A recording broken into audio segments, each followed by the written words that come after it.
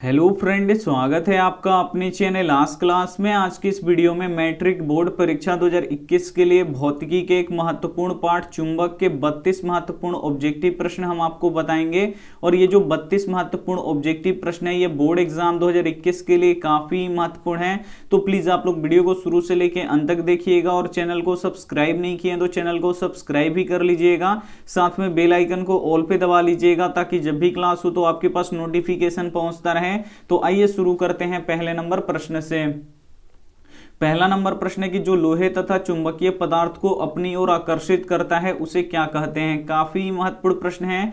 A option है चुंबक, B option है अचुंबक, सी ऑप्शन है लोहा, डी ऑप्शन है सोना। तो यहाँ पे आपको बताना है कि जो लोहे तथा चुंबकीय पदार्थ को अपनी ओर आकर्षित करता है उसे क्या कहते हैं। तो उसे चुंबक कहते हैं। इसे आपको याद रखना है, यानी यहाँ पे ए ऑप्शन क्या हो जाएगा, यहाँ पे बिल्कुल ही सही हो जाएगा। ये देखते हैं अगला प्रश्न, दो नंबर प्रश्न है कि चुंबक के कितने ध्रुव होते हैं। काफी महत्वपूर्ण प्रश्न है कि चुंबक के कितने ध्रुव होते हैं। ए ऑप्शन है 2, बी ऑप्शन है 3, सी ऑप्शन है 4, डी ऑप्शन है 5। तो यहाँ पे आपको बताना है कि चुंबक के कितने ध्रुव होते हैं। तो चुंबक के 2 ध्रुव होते हैं, इसे आपको याद रखना है। एक होता है उत्तरी ध्रुव और एक क्या होता है यहाँ पे दक्षिणी ध्रुव। तो इसे भी साथ में आपको याद रखना है। चुंबक के कितने ध्रुव होते हैं, तो 2 ध्रुव होते हैं, यानी यहाँ पे ए ऑप्शन क्या हो जाएगा, यहाँ पे बिल्कुल ही सही हो जाएगा। ये देखते हैं अगला प्रश्न यहाँ पे 3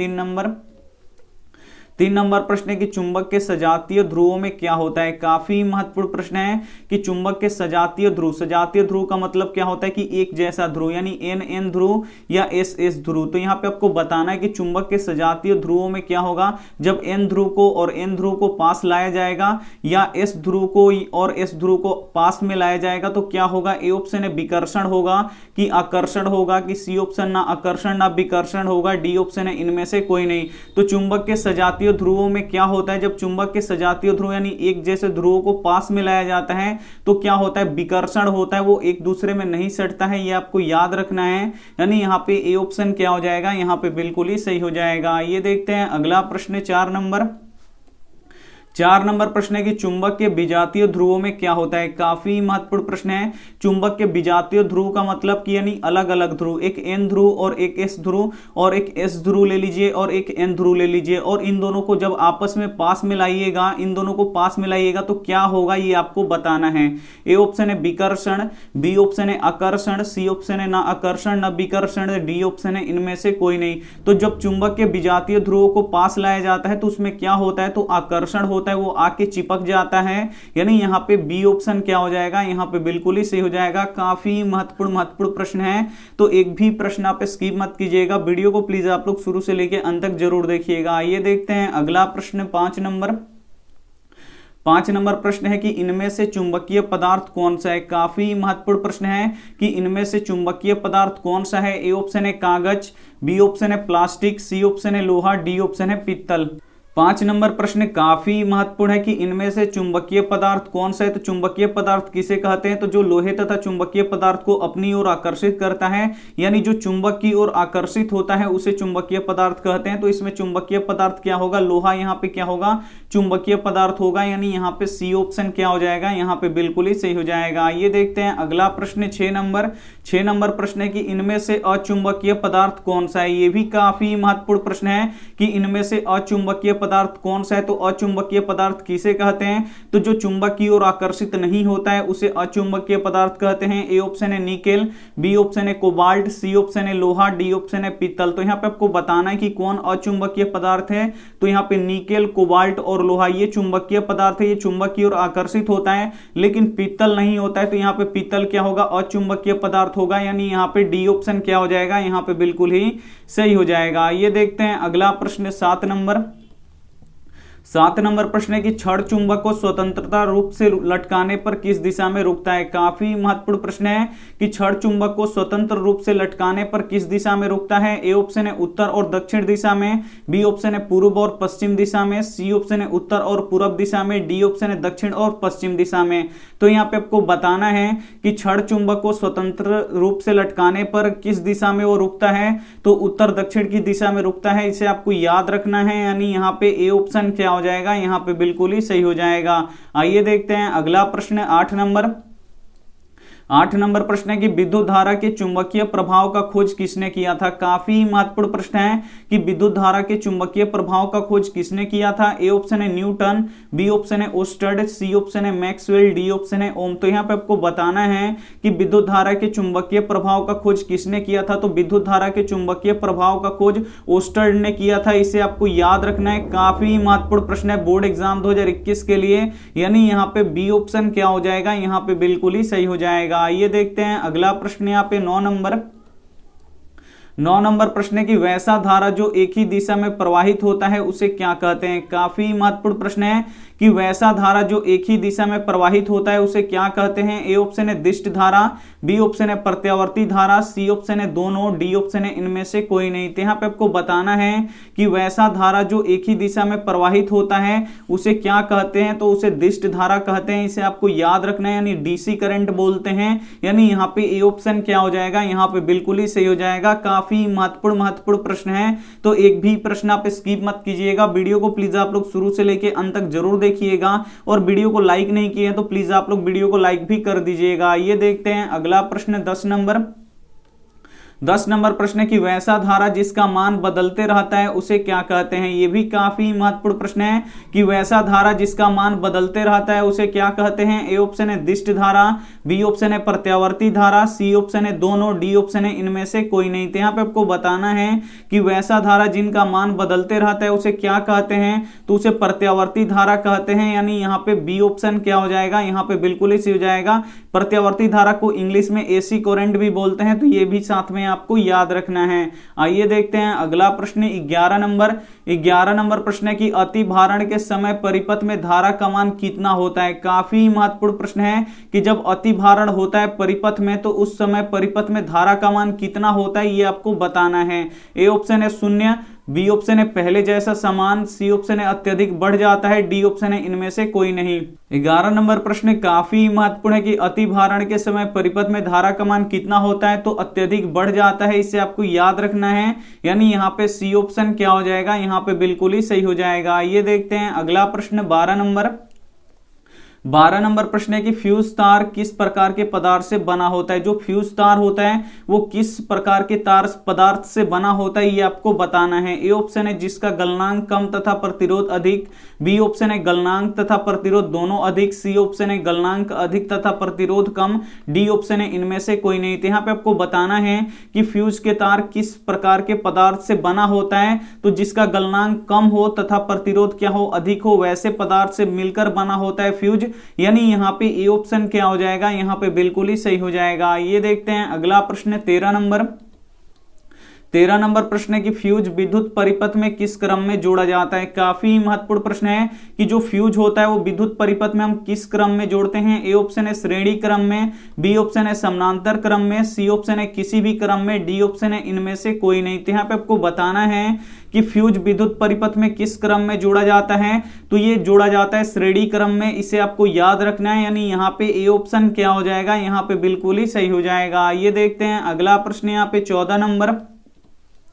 14 नंबर प्रश्न है कि बिजली की घंटी किस सिद्धांत पे कार्य करता है। काफी महत्वपूर्ण प्रश्न है कि बिजली की घंटी किस सिद्धांत पे कार्य करता है। ए ऑप्शन है उष्मीय प्रभाव पे, बी ऑप्शन है रासायनिक प्रभाव पे, सी ऑप्शन है चुंबकीय प्रभाव पे, डी ऑप्शन है न्यूटन के नियम पे। तो यहाँ पे आपको बताना है कि बिजली की घंटी किस सिद्धांत पे कार्य करता है। तो जो बिजली की घंटी होती है वो काम करती है चुंबकीय प्रभाव पे, यानी यहाँ पे क्या हो जाएगा, सी ऑप्शन क्या हो जाएगा, यहाँ पे बिल्कुल ही सही हो जाएगा। बिजली की घंटी किस सिद्धांत पे कार्य करती है, तो चुंबकीय प्रभाव पे कार्य करती है, यानी यहाँ पे सी ऑप्शन क्या हो जाएगा, बिल्कुल ही सही हो जाएगा।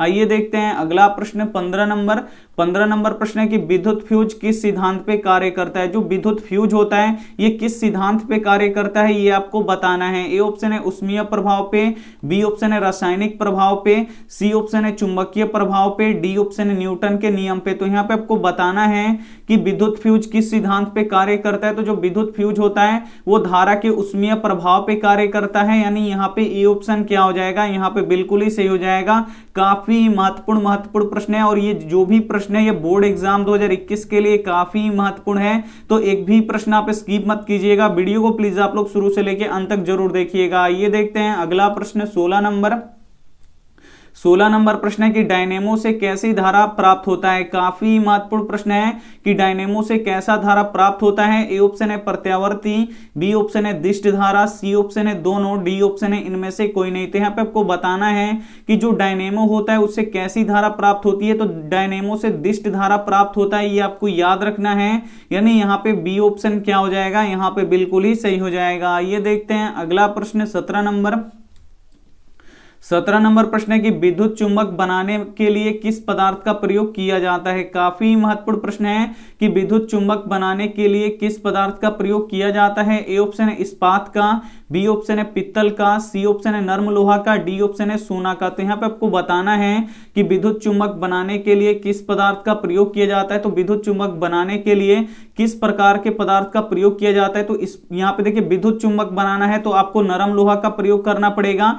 यानी यहाँ पे सी ऑप्शन क्या हो जाएगा, यहाँ पे बिल्कुल ही सही हो जाएगा। और अस्थायी चुंबक बनाने में किस प्रकार के पदार्थ का प्रयोग किया जाता है, तो इस्पात का प्रयोग किया जाता है। तो ये भी साथ में आपको याद रखना है। आइए देखते हैं अगला प्रश्न 18 नंबर भी प्रश्न काफी महत्वपूर्ण है कि चुंबकीय प्रेरण का खोज किसने किया। काफी महत्वपूर्ण प्रश्न है कि चुंबकीय प्रेरण का खोज किसने किया। ए ऑप्शन है फैराडे ने, बी ऑप्शन है मैक्सवेल ने, सी ऑप्शन है एम्पियर ने, डी ऑप्शन है फ्लेमिंग ने। तो यहाँ पे आपको बताना है कि चुंबकीय प्रेरण का खोज किसने किया। तो चुंबकीय प्रेरण का खोज किसने किया था, तो ये फैराडे ने किया था। इसे आपको याद रखना है। यानी यहाँ पे ए ऑप्शन क्या हो जाएगा, यहाँ पे बिल्कुल ही सही हो जाएगा। ये देखते हैं अगला प्रश्न 19 नंबर प्रश्न है कि विद्युत धारा उत्पन्न करने वाली युक्ति को क्या कहते हैं। काफी महत्वपूर्ण प्रश्न है कि विद्युत धारा उत्पन्न करने वाली युक्ति को क्या कहते हैं। ए ऑप्शन है मोटर, बी ऑप्शन है एमीटर, सी ऑप्शन है जनित्र, डी ऑप्शन है गैल्वेनोमीटर। तो यहाँ पे आपको बताना है कि विद्युत धारा उत्पन्न करने वाली युक्ति को क्या कहते हैं। तो विद्युत धारा उत्पन्न करने वाली युक्ति को जनित्र कहते हैं। इसे आपको याद रखना है। यानी यहाँ पे सी ऑप्शन क्या हो जाएगा, यहाँ पे बिल्कुल ही सही हो जाएगा। ये देखते हैं अगला प्रश्न 20 नंबर प्रश्न है कि विद्युत जनित्र किस सिद्धांत पे कार्य करता है। काफी महत्वपूर्ण प्रश्न है कि विद्युत जनित्र किस सिद्धांत पे कार्य करता है। ए ऑप्शन है यहाँ पे कि प्रेरित विद्युत धारा पर, बी ऑप्शन है उष्मीय प्रभाव पे, सी ऑप्शन है रासायनिक प्रभाव पे, डी ऑप्शन है विद्युत चुंबकीय प्रेरण पे। तो यहाँ पे आपको बताना है कि विद्युत जनित्र किस सिद्धांत पे कार्य करता है। तो जो विद्युत जनित्र होता है वो किस सिद्धांत पे कार्य करता है, तो विद्युत चुंबकीय प्रेरण पे ये कार्य करता है। इसे आपको याद रखना है। यानी यहाँ पे डी ऑप्शन क्या हो जाएगा, यहाँ पे बिल्कुल ही सही हो जाएगा। आइए देखते हैं अगला प्रश्न 21 नंबर प्रश्न है कि डायनेमो यांत्रिक ऊर्जा को किस रूप में बदलता है। काफी महत्वपूर्ण प्रश्न है कि डायनेमो यांत्रिक ऊर्जा को किस रूप में बदलता है। ए ऑप्शन है ध्वनि में, बी ऑप्शन है विद्युत ऊर्जा में, सी ऑप्शन है सौर ऊर्जा में, डी ऑप्शन है रासायनिक ऊर्जा में। तो यहाँ पे आपको बताना है कि डायनेमो यांत्रिक ऊर्जा को किस रूप में बदलता है। तो ये बदलता है विद्युत ऊर्जा में। इसे आपको याद रखना है। यानी यहाँ पे बी ऑप्शन क्या हो जाएगा, यहाँ पे बिल्कुल ही सही हो जाएगा। ये देखते हैं अगला प्रश्न 22